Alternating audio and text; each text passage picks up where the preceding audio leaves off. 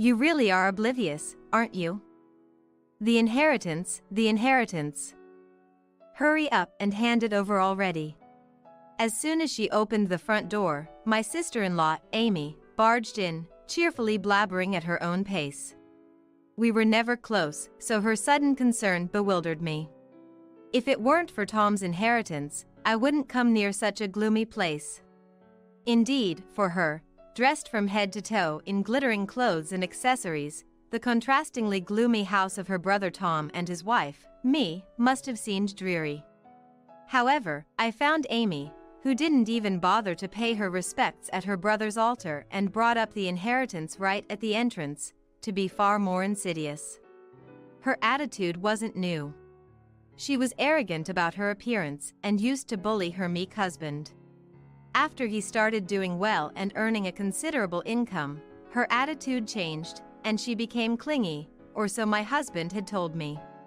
I was disgusted by her cold-heartedness, not visiting her brother during his repeated hospital stays and not shedding a single tear at his funeral.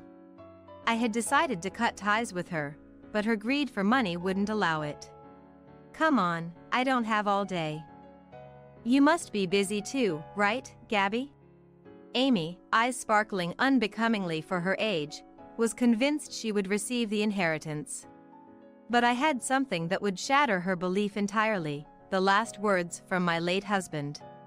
Read this, and you'll understand everything. I am Gabby, widowed in my mid-60s, leading a modest life without unnecessary luxuries. About a month ago, I lost my beloved husband to a long-standing illness. We met and married in our 40s, so we had no children. Having supported each other for 20 years, the loss was immense.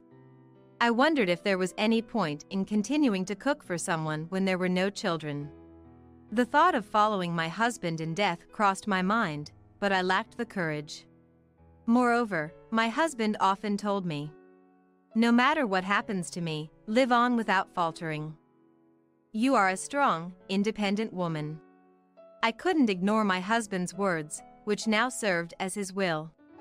After his death, my life changed drastically. I was busy with funeral arrangements right after his passing, which, in a way, saved me from dwelling too much on my grief. Thanks to my sister and many others who supported me, I managed to get through the tumultuous month. Although my memory of that time is vague, my sister told me later, "You did an admirable job as the chief mourner. Tom must be resting easy in heaven." The funeral saw far more attendees than I had anticipated. My husband had been a high-ranking executive at a nationally renowned company, so many unknown faces were expected. Colleagues praised my husband's character, and some had even flown in from overseas branches, sharing stories of their outings. Although I couldn't spend much time with each visitor, I made sure to send proper thanks later, meticulously recording names and addresses for return gifts. With the support of my sister and her husband, I can finally breathe a sigh of relief. Thinking back on my husband's gentle nature fills me with immense gratitude. While I'm proud to have been surrounded by such wonderful people, Amy's presence casts a shadow over these memories. Despite being significantly younger, Amy stood out in our neighborhood for her youthful appearance and high beauty standards. She enjoyed her beauty, which in itself wasn't a problem.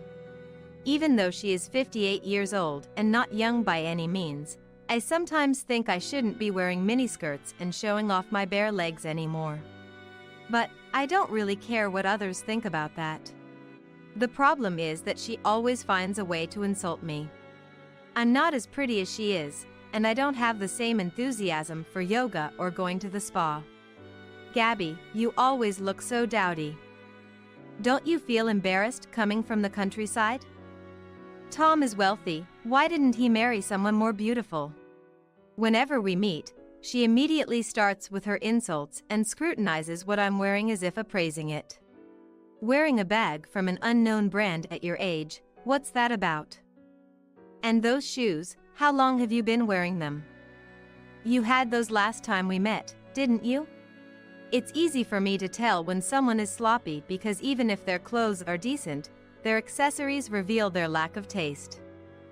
Doesn't Tom buy you anything? He doesn't care about material things, so if you asked, he would buy them, wouldn't he? I have enough bags and shoes, but not as many as Amy does.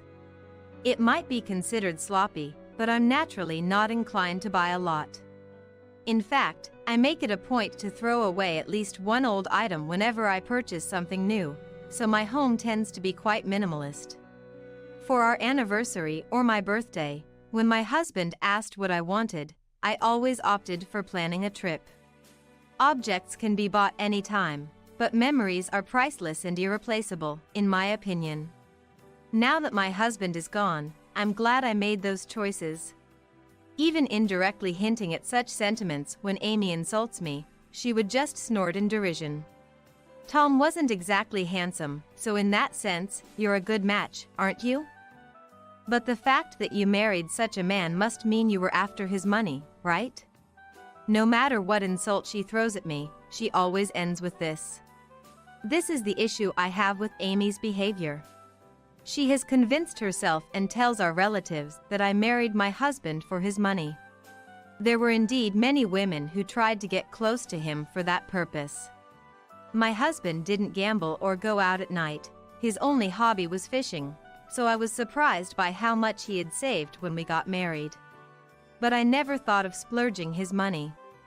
At the time, I had been working at the same company for 20 years since I graduated and had a decent amount of savings myself, not as much as him, but substantial. Our shared value of not spending much was one of the reasons we got married, contrary to what Amy claims. I've explained this to Amy several times and asked her to correct the misunderstanding among our relatives, but she never listens to me. She seems to have unilaterally decided that our personalities do not match and constantly finds reasons to clash with me. Amy has always been competitive, and my husband tried to avoid her as much as possible when he was alive. Perhaps that's why she hardly helped with the funeral arrangements. Though I was the chief mourner, she never once offered words of encouragement or sympathy when my husband began to fall ill or was decided to be hospitalized, despite my repeated calls. At one point, she even got angry and said, "Don't contact me for every little thing." So, I decided it was best not to inform her about anything related to my husband's health. However, I didn't want to worry my husband, so I would tell him that his sister was concerned about him, even though it was a kind lie. In the end, she never showed up in front of my husband until his passing, and even at the wake, she acted as if she was there reluctantly. Yet, the relatives around her would say, "She's been so upset since hearing about her brother's illness that she's lost her appetite and cried every day to the point of no tears left. That's why she looks so down." She said she couldn't visit the hospital because she didn't want to see Tom in a weakened state. When I heard this, I felt an indescribable frustration combined with the shock of losing my husband, and tears welled up. Amy, portrayed as a tragic heroine, did not look like someone who had lost her appetite. There were no tear streaks or swollen eyes. Despite telling me not to contact her, she seemed meek in front of the relatives. If my sister hadn't skillfully taken me away from that situation, I might have lost my composure and shouted at the relatives. Realizing Amy is self-centered and incapable of showing respect even to the deceased, I decided to minimize contact with her as much as possible. I've been sorting through my husband's belongings little by little while managing work and household tasks, and at the same time, trying to mend my heart. At first, every time I disposed of one of my husband's items, it felt like a memory was being erased, but I reassured myself that the memories with my husband are etched in my heart more than anything. While cherishing the moments with those who come to pay respects at the altar, I've been trying to return to my peaceful life. Then, as expected, it was Amy who shattered those days. She pressed the doorbell and rattled the front door. "Gabby, I know you're there. Open up, your sister has come all this way." Though I've never considered this person my sister, Amy raises her voice as if to announce her presence to the neighbors. The lights are on inside, and now, pretending not to be home is not an option. "What have you been doing?" You made me wait so long I almost got sunburned. As soon as I unlock the door, before I can say anything, Amy barges in. She shoves a shopping bag from a famous international brand into my hands and starts taking off her coat. What's this all of a sudden? Struggling to find the words, I finally speak up, only to be met with an exaggerated sigh from her. You know, I've been so busy, I couldn't visit. I thought you might be feeling down all by yourself, so I brought you something nice. Saying that, she snatches back the bag she handed me and, standing right there, pulls out its contents. Accessories, perfume, and luxury baked goods, none of which seem fitting for me at this moment. Does she really think I'll be overjoyed to receive these? And today, Amy is unnaturally kind. I know I've been harsh to you in the past, but you were the wife chosen by my only brother. I didn't want his inheritance to go to some greedy woman. But seeing you at the funeral, I realized you were different. Only someone who truly loved Tom could cry like that and give a speech with disheveled hair, ignoring what others might think. Even when trying to flatter me, she can't help but comment on my appearance and actions.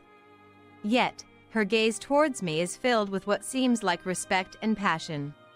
Confused by Amy's sudden change in attitude, I still stand there, at a loss for words, while she continues to shower me with praises. Feeling increasingly suffocated by the presence of someone whose true thoughts are unknown to me, I gently say, I'm sorry.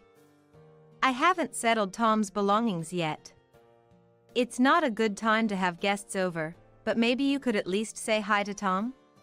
Her eyes narrow, and she returns to her usual cold gaze, shouting, You really are clueless. Did you think I came here just to see your dreary faces? I'm here for the inheritance. Isn't that obvious to anyone? Excuse me? Confused by Amy's money gesture, I'm at a loss. How long do you think I've been waiting? I know roughly how much Tom earned, so I have a pretty good idea of how much I should get from his estate. You can't just swindle me out of it. Hurry up and give it to me. If you're planning to deceive me, I'll call a lawyer and the police, you know? There's no deception. Everything regarding the estate is being handled by a lawyer. Don't play dumb. Half of that inheritance is mine. It's supposed to be split between you and me, right? As she shouts with her face turning red, I tilt my head in confusion. The lawyer had explained that normally, siblings of the deceased are entitled to a quarter of the estate, divided further if there are more siblings. Since Tom had only one sister, she would normally receive a quarter. Tom had always lamented over this, given that from a young age Amy mocked his looks and, along with parents who favored her for her beauty, bullied him. To prove them wrong, Tom excelled in his studies, worked his way through National University with scholarships and part-time jobs, and climbed the corporate ladder in a major company. He had led a challenging life until then. Unsurprisingly, the thought of her receiving any part of his inheritance troubled him. I had encouraged him to decide for himself, and only after his passing did I learn his decision. Now, completely changing her tune, Amy rants. For a wife to take almost all the inheritance, you must be as greedy for money as they come. I always thought it suspicious for someone to marry such a plain man past 40. There's only one reason to spend your life with someone whose only attribute is his wealth. Listening to you talk about love and shared values was just a bunch of nonsense. Hand over half of what you got, and I'll disappear. Her sweet words and gifts were all a ploy to extract my husband's wealth. Having always been antagonistic towards me, I had suspected there might be ulterior motives. Yelling in the entrance where my husband's altar stands, she showcases a profound lack of morality. I wonder what my husband, listening quietly from heaven, might think. I tell Amy to wait and decide to show her a document. Hearing that, Amy's eyes lit up instantly, spouting nonsensical things like, Gabby, you really do understand. Let's go have some fancy French cuisine with that money next time. I didn't respond to her pace and brought out the document from the back room to hand it to her. "Please, this is from Tom. You can have it." What I handed her was Tom's last letter, his will. Realizing what it was, she quickly unfolded the paper and scanned through it. Her eyebrows moved up and down, clearly showing her agitation as she absorbed the content. "What does this mean?" I didn't know anything about this. Her ignorance was her own fault for never making an effort to see Tom. Words were on the tip of my tongue, but they likely wouldn't reach her, already deflated and slumped from the shock. The will stated that Tom was leaving all his assets to me as a final gesture of gratitude for the peaceful and fulfilling life we shared, supporting each other physically and emotionally. It contained such passionate words that I was embarrassed to read aloud. Reading it, I was moved to tears again, knowing that Tom thought of me even while battling his illness, ensuring not a single penny would go to his sister. The answer was clear, but Amy, unable to accept reality, stared into the void, muttering, "What does this mean?" After turning pale, Amy was unresponsive to anything I could say, so I somewhat forcefully escorted her out and locked the door. Through the door's glass, I saw her shadow sway and stagger away. Feeling secure that there would be no further trouble after reading the will, my peace was short-lived as Amy called the next day. "I never thought Gabby could be so wicked. You deceived me." Her fury was palpable even over the phone, sending shivers down my spine. But I had done nothing wrong and certainly didn't deserve to be slandered. Before I could retort, she cut me off. "Thinking you've got the upper hand now? Well, too bad, because you're about to experience real pain. You've angered me, and I won't forgive you even if you beg." Though I barely grasped her reference to inheritance, her implications about my suffering and begging were utterly lost on me. My silence, mistaken for fear, only fueled her to laugh louder. "See? It's too late for apologies. I'd love to see your face now, but I'm busy meeting with my lawyer." Her triumphant tone puzzled me further. Why she felt the need to consult a lawyer or inform me about it was beyond understanding. Instead of bothering me, she could continue her usual routines of yoga or spa treatments. "I can't believe you don't see the situation. Talking to you just frustrates me, it's bad for my beauty. I'm not satisfied with the estate division and am preparing to sue. Whatever covert talks you and your husband had, a wife monopolizing the inheritance is absurd and against the law. You think showing me Tom's will would silence me? Misusing your sick husband for personal gain shows you lack a conscience. I have every right to my share of the inheritance, and I will claim it." Believing I had manipulated Tom into writing the will, she was determined to fight. But I couldn't stay silent any longer. "Your efforts will be in vain." That will was directly handed to the lawyer by Tom himself. I read it afterwards, and there was no trickery. Plus, you have no claim to the inheritance, according to the lawyer. So, it might be best if you didn't waste your time. Her anger only intensified at my calm explanation. "How dare you act so smug? This calmness is temporary. I'm serious. I've been calling repeatedly, and finally secured a meeting with the lawyer. They understand my determination and are on my side, capable of extracting compensation from you." With a villainous parting line, she hung up. Her reasoning for calling, assuming I'd be rattled by the mention of a lawyer, was unfathomable. Her relentless pursuit, despite receiving nothing from her brother, felt almost admirable in its tenacity. Months passed without incident, and I managed to sort through Tom's study, filled with belongings. Gradually packing up, I left the house filled with our memories, moving on from the place we once called home. Hoping to fulfill my late husband's wish of living in a quiet suburban house upon retirement, I sold our old home and land. With that money as a down payment, I moved to an area where my sister and her husband live. Although it was regrettable that we couldn't make this move while my husband was still alive, our dog Maya, who had been with us for over 10 years, seemed delighted with the new house. To prevent her from straining her legs on the slippery flooring, I even bought a light-colored carpet.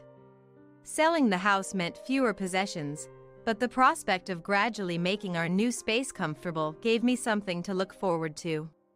Still, the strange sensation of my husband's absence persisted, amplified by the sparse furnishings. With little to do when Maya was asleep, I often found myself lost in thought, though I knew dwelling on sadness wasn't beneficial. One day, my smartphone's loud ring cut through my daze, waking me from a half-sleep during a TV drama. Without checking the caller, I answered. "So, you're determined to bring me down, you plague." The caller was Amy. Her abrupt yelling instantly dispelled any remaining drowsiness, though her reasons remained unclear. She continued without waiting for my response. "It's your fault I'm getting a divorce. Because there's no inheritance coming." What? Though her accusation was absurd, I had a guess at her meaning. She likely told her husband that she would receive a portion of my husband's estate, and their relationship soured when that fell through. The fragility of their marriage, breaking down over financial issues, was not my burden to bear. "Won't you even apologize?" "Your fault I can't live anymore." "What am I supposed to do all alone?" "Why don't you work? You're still young in your 50s. She fell silent at my calm reply, whether due to irritation at being told to work or at being reminded of her age. Either way, it was high time she faced reality. If you were living on your husband's salary, you shouldn't need an inheritance. Why the divorce? He was after Tom's wealth from the start. If your brother's inheritance isn't coming, you're useless. All you have is your looks and the money you were supposed to bring. Decades together, wasted. I want my time back." That's what he said. He was furious. Why do I have to take the blame? He's a pathetic man with a low salary. I want my time back too.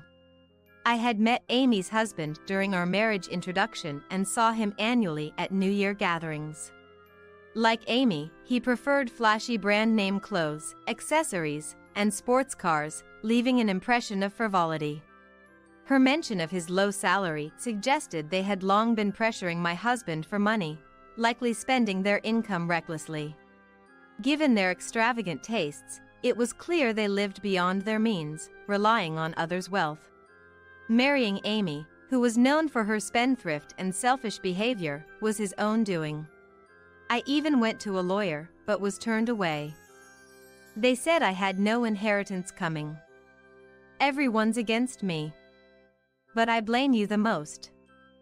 If it weren't for you, none of this would have happened. Despite my advice, she sought legal counsel, only to face embarrassment. "Gabby, you brainwashed my husband, didn't you? He said he should have married someone like you. Why does your name come up in his complaints? Were you seducing him behind my back? How did you come to that conclusion? I don't even have your husband's contact info." Lies. My husband has never praised a dowdy woman like you before. You must have seduced him and had an affair. Confess, and I might forgive you if you give me the inheritance. What? This conversation is pointless. Confronted with baseless accusations and irrational demands, I was left speechless by her delusion and refusal to face reality. Exasperated by Amy's baseless accusations, I gave up on the conversation and hung up the phone.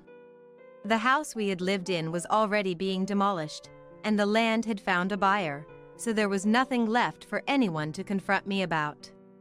Naturally, I hadn't shared my new address, so the likelihood of us meeting again was almost non-existent. Just to be safe, I immediately set up a call block, deciding to seek peace of mind once more. Half a year passed, and Maya, our family dog, and I had settled nicely into our new life. My sister and her husband and I would dine out once or twice a month, enjoying fulfilling days together. Occasionally, at my sister's suggestion, we would dine in the room where my husband's altar was placed, which I believe made him happy too.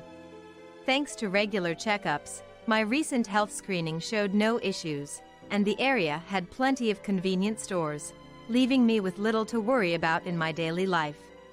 The only slightly troubling incident in the past few months was a call from the municipal office. Amy, having divorced and with no savings, thus penniless, had applied for social welfare. However, she was informed that if she had relatives who could support her, she wouldn't qualify for assistance. It seemed that all the relatives who once adored and supported her unanimously declared they couldn't provide any assistance, likely knowing her history of extravagance all too well. As a result, she became isolated from her family. Eventually, the municipal office contacted me through their representative, but naturally, I had no intention of taking her in. Had she and my husband been close during his lifetime, perhaps I would have considered it. But given that she and her former husband had approached me solely for money and didn't behave respectfully even at the funeral, I felt no obligation to help her now. Despite her accusations of me being greedy for money, it was she who had drowned in her desires. I wish she would reflect on her life and make amends. As for what became of her, I haven't kept up. Rumors suggest she caused trouble at the first job she found and quickly resigned, or that her neighbors noticed her ex-husband's absence, deducing a divorce and subsequent move. Whether these stories were true or not, no one seemed to know her whereabouts or how she was managing, and frankly, I lost interest over time. Having regained peace of mind, I cherished my moments with Maya even more. Maya, always a calm dog much like my husband, became quieter with age, which worried me. My sister, a dog lover, seemed to grow fond of Maya and one day announced she had adopted a puppy. Excited, I visited my sister's house and was greeted by a tiny chihuahua. Maya's eyes sparkled at the sight of the puppy, happily watching as the little one bounced around. Hoping this new friend would bring joy to Maya, I watched them play, feeling a warm sense of contentment.